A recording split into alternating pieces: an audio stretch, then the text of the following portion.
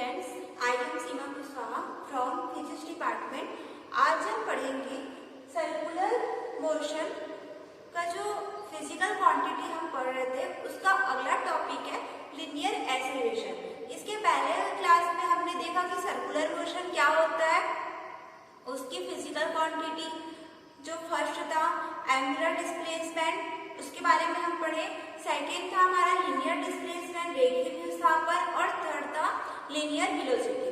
अब हम fourth physical quantity देख रहे हैं लीनियर एक्सेलरेशन।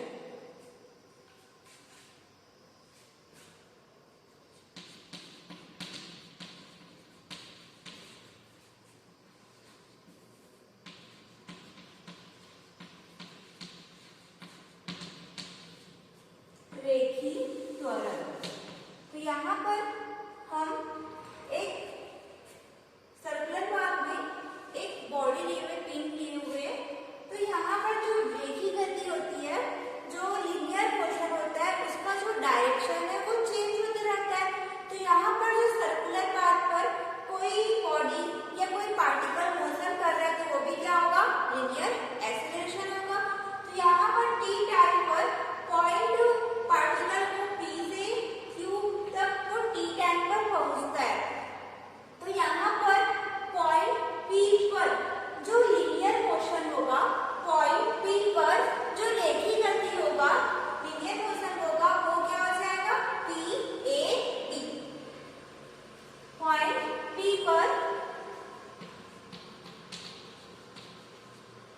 जो लीनियर मोशन होगा,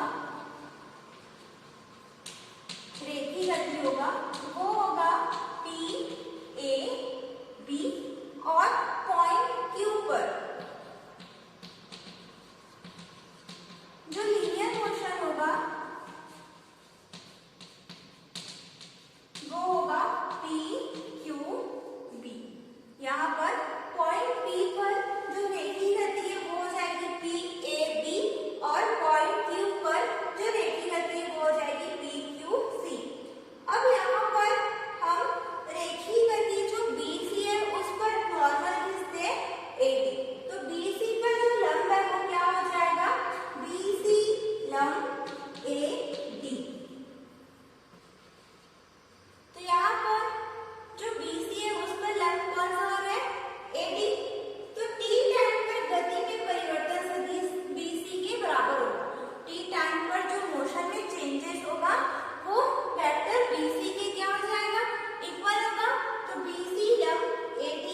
अब हम यहाँ पर देखते हैं ट्रायंगल जो BAC है, ट्रायंगल BAC, यहाँ पर जो ट्रायंगल है BAC वो इक्वल है POQ के, इक्वल टू POQ। तो यहाँ पर BAC पर एंगल क्या बन रहा है, थीटा। तो POQ में भी कौन सा एंगल बनेगा, थीटा। तो इसको हम लिख सकते हैं थीटा।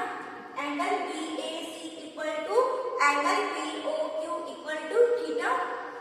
अब हम यहाँ पर BC की वैल्यू निकालते हैं, क्योंकि T टाइम पर जो गति में, मोशन में जो परिवर्तन हो रहा था, चेंजेस हो रहा था, वो किसके कारण था, वेक्टर BC के कारण। यहाँ पर T टाइम पर जो गति में परिवर्तन हो रहा था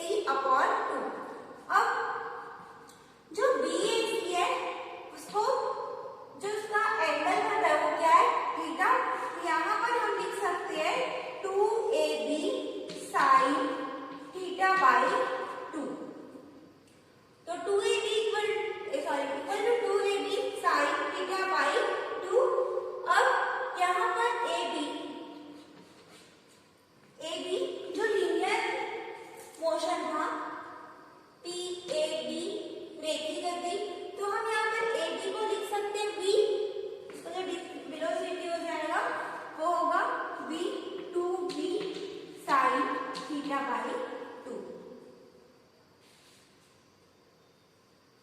अब हम निकालते हैं लीनियर एक्सेलरेशन, रेखीय त्वरण। तो ये तो है हमारा bc का वैल्यू। अब हम यहाँ पर निकालते हैं लीनियर एक्सेलरेशन इक्वल टू होता है होगा bc अपॉन t, क्योंकि जो यहाँ पे पार्टिकल है वो t टाइम्स पर bc के बराबर होता है, यहाँ पर bc अपॉन t, तो bc क्या हो जाएगा 2b sin theta by 2, value रख देंगे यहाँ पे, तो 2b sin थीटा बाई 2, इसे हम क्या लिख सकते हैं अपॉन t, तो इसको हम लिख सकते हैं 2b by t sin theta upon 2, ऐसा लिख सकते हैं।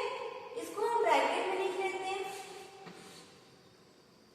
अब यहाँ पे बोल रहा है कि अगर P और Q पॉइंट बहुत पास हो तो जो थीटा की वैल्यू है sin थीटा बाई 2 वो क्या हो जाएगा थीटा बाई 2, मतलब थीटा की जो वैल्यू उसका बहुत ही कम होगा।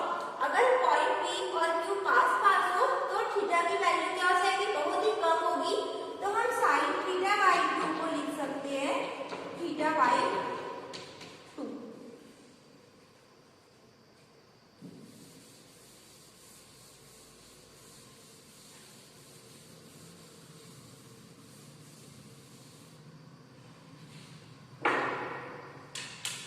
अब हम निकालते हैं पॉइंट P पर एक्सेलरेशन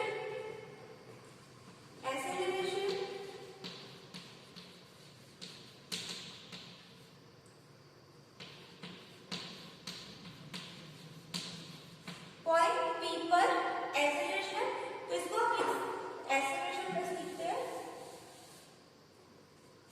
तो ये हो जाएगा 2b upon t sin theta by 2 की जगह क्या लिखेंगे हम इनटू थीटा बाई 2, क्योंकि अगर पॉइंट P और Q पास हो तो थीटा का मान क्या हो जाता है काफी कम होता है, तब sin थीटा बाई 2 को हम लिखते हैं थीटा बाई 2।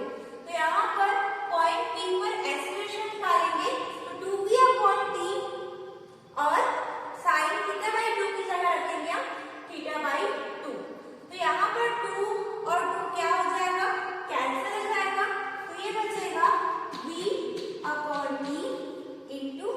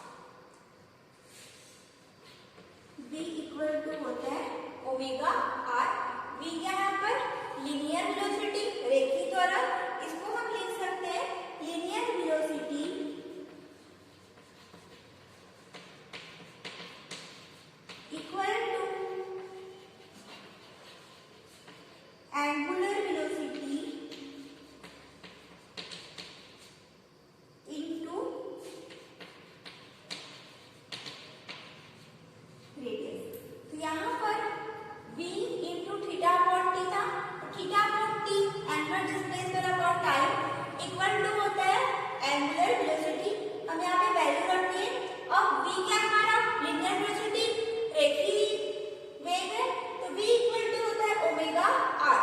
अब हम यहाँ पर वैल्यू रख देंगे।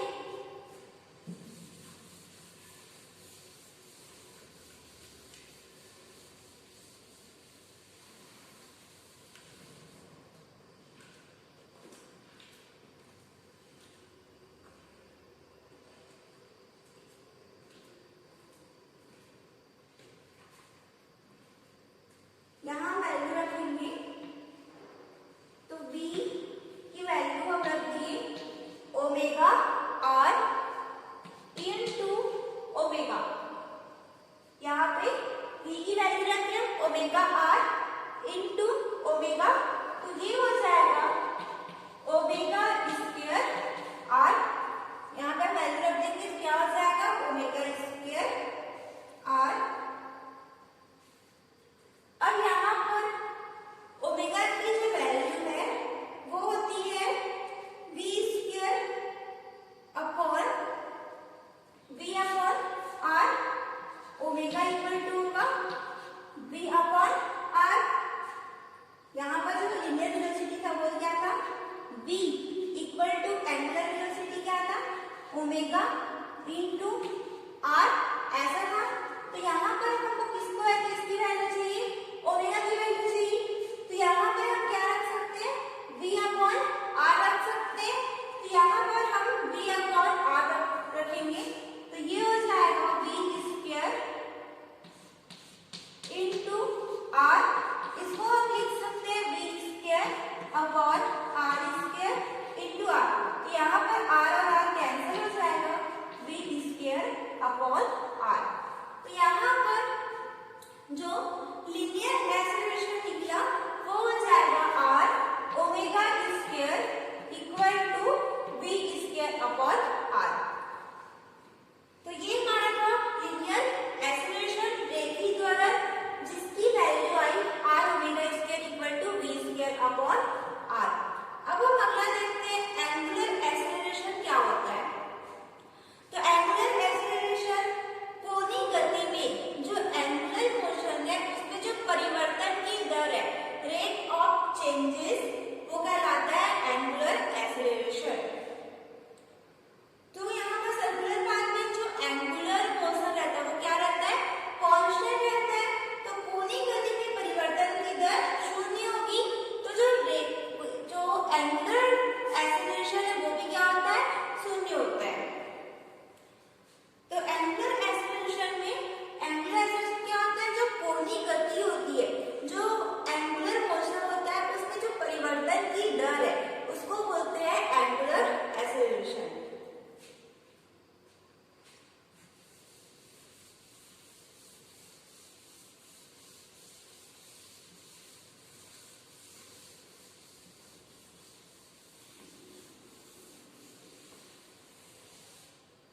हमारा जो पांचवा था अभी हम चौथा पढ़े थे लीनियर एक्सेलरेशन, पांचवा है एंगुलर एक्सेलरेशन।